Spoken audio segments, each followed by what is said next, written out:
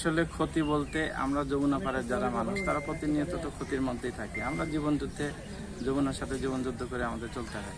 গত বন্যাতে আমাদের যে পরিমাণটা ক্ষতিটা হয়েছিল সেটা আসলে কখনোই পূরণীয় নাই। এবারও ঠিক ইতিপূর্বে আমরা বারবার বলার চেষ্টা করেছি যে আসলে পানি যদি ঢুকে যায় তাহলে একটা মানবিক বিপর্যয় সৃষ্টি হবে।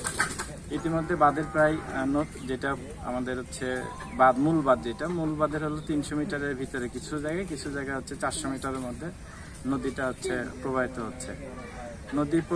নদীর এখন পানি বিপদসীমার উপর দিয়ে মূল বাঁধের কাছাকাছি পানি চলে আসছে। মূল বাঁধের কাছে কিন্তু পানি এখন, যদি কখনো মূল বাঁধটা ভেঙে যায়, আল্লাহ না করুক, তাহলে শুধু সারিয়াকান্দি না, বগুড়া জেলা 5টা উপজেলা পুরাটা পানিতে প্লাবিত হবে। সেখানে লক্ষ লক্ষ লোক মানবতার জীবনযাপন করবে এবং ক্ষতির পরিমাণটা তো সেটা না বললেই না, সেটা তো কত হবে সেটা সময় সাপেক্ষ বিষয় আর কি বলা। আমরা একজন জনপ্রতিনিধি হিসেবে আমাদের এলাকার মানুষ যখন নির্ঘুম কাটে, কখন তারা ঘর বাড়িতে থাকতে পারবে কিনা, তারা বাঁধে আশ্রয় নেয়, আসলে এটা চরম একটা মানবিক বিপর্যয় আর কি। এটা যারা দেখেন, ইতিমধ্যে আপনারা আশেপাশে যদি দেখেন প্রত্যেকটা বাড়িতে লোকজন নেই, তারা নিরাপদ আশ্রয় খুঁজে চলে গেছে।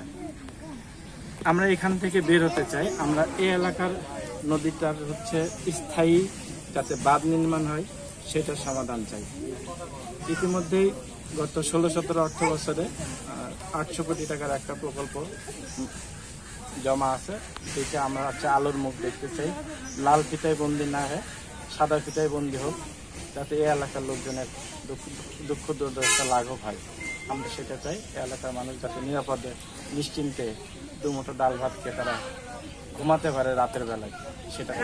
ধন্যবাদ ও কৃতজ্ঞতা জানাই বগুড়া জেলার সুযোগ্য পুলিশ সুপার মহোদয়কে, যিনি খবর পাওয়া মাত্রই সারিয়াকান্দির বিভিন্ন জায়গাতে আজকে তিনি ত্রাণ দিয়েছেন। বিশেষ করে কামালপুরে উনি এসেছেন, এর জন্য কামালপুর ইউনিয়ন পরিষদের পক্ষে আমাদের আমরা কৃতজ্ঞতা জানাই।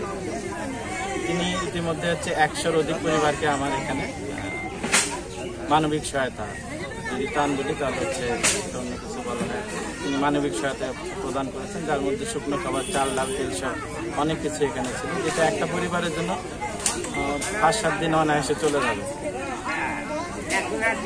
একজন মানুষ তার ব্যক্তিগত পক্ষ থেকে তখনই দিতে পারে যখন সে মানবিক হয়। আসলে ধন্যবাদ ও কৃতজ্ঞতা আবারও সেই মানবিক পুলিশ সুপার সাহেবকে।